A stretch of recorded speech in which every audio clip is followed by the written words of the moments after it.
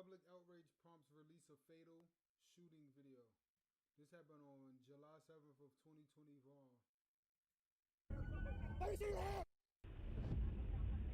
Suspect mom or her kid. Yeah, you shoot. Dispatch, he's shooting at us. He's shooting at us. On the sunroof. Hold up. Back up. Yeah. Let me see your hands. Let me see your hands. On July 8th, 2025, police were brought to Prospect Avenue in Warren, Michigan, after a domestic violence report involving 32-year-old Rakeem Wright. Wright led police officers on a high-speed pursuit into Detroit, finally coming to an end in the backyard of his mother's house. God, bro. Sheila, they just shot Rock. Here in the backyard, Sheila. Your baby's in the backyard, laying on the ground, Sheila. He ain't have nothing.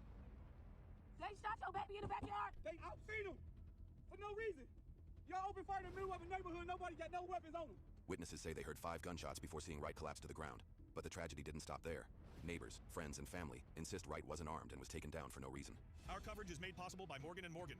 If you've been seriously hurt, your injury could be worth millions, and you might never know unless you fight for real justice. Many insurance companies offer less, a lot less than you deserve, but Morgan & Morgan doesn't settle for lowball payouts. They fight to get what victims truly deserve. Just in the last few months, a $12 million verdict in Florida was 34 times more than the top insurance offer, and another $26 million case in Philadelphia paid out more than 40 times higher. The team at Morgan & Morgan is ready to help, with over 1,000 attorneys operating in all 50 states. You can check if you have a case right now, even from your phone, in just minutes. And their fee, it's absolutely free unless you win. If you ever got seriously injured, your case could be worth millions. You're just a few clicks away from potentially changing your life and getting the justice you deserve. You can go to forthepeople.com/MidwestCrime, found in the description, or by scanning the QR code on screen from your phone's camera.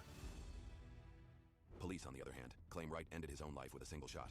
The conflicting accounts drew attention, with media swarming the neighborhood, searching for answers about what really happened that night. Came over here and said he shot it out with them. No cases, no guns, found on him. But they hit him with headshots. And I was on my porch, and I heard all the gunshots, and I seen all of that, and it's not right. They murdered. They cannot tell you that he had a gun. They cannot tell you that he was shooting at them. They cannot tell you that he had a gun. They cannot tell you that he was shooting at them. They cannot tell you. Domestic violence is not a cause to shoot somebody and kill them.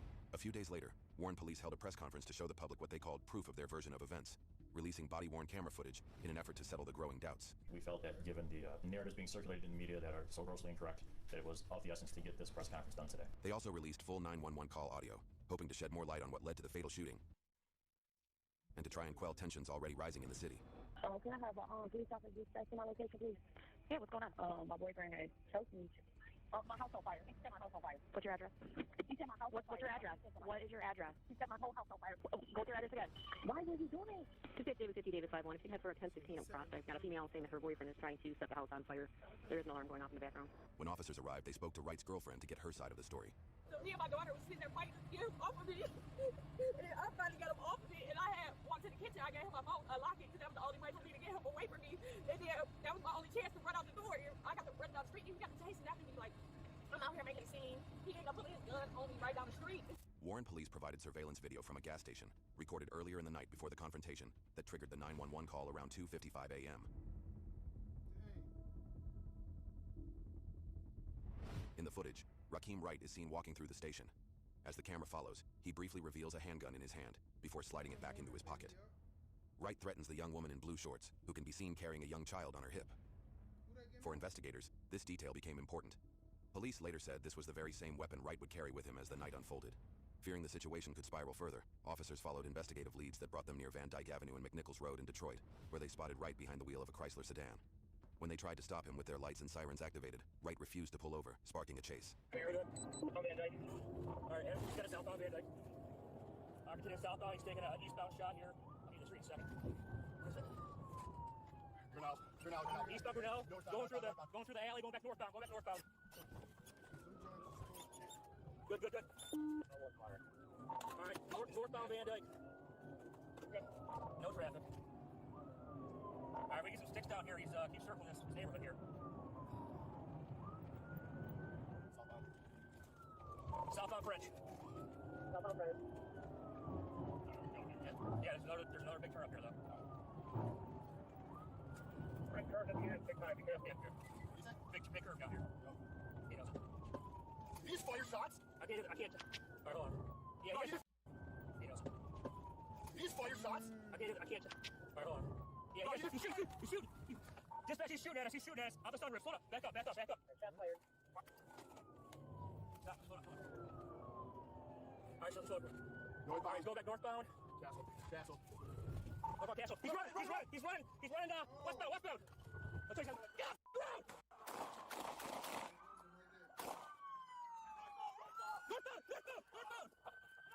Northbound to the yard. Northbound.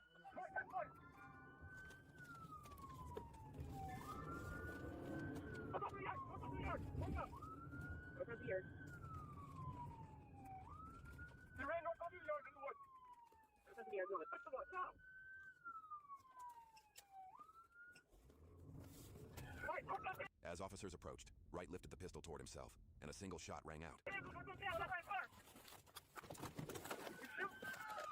let me see your hands!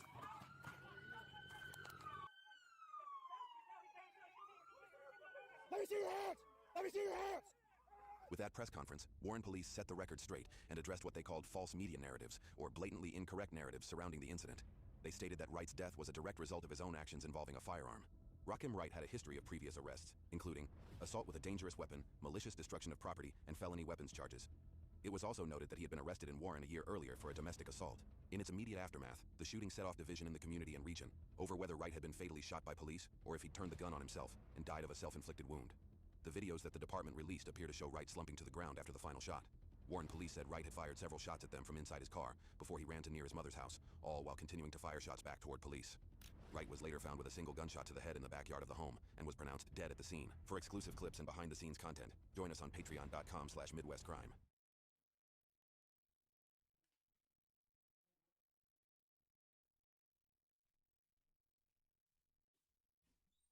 Well, they obviously answered the question because they found a bullet to the back of his head and it was a single shot wound.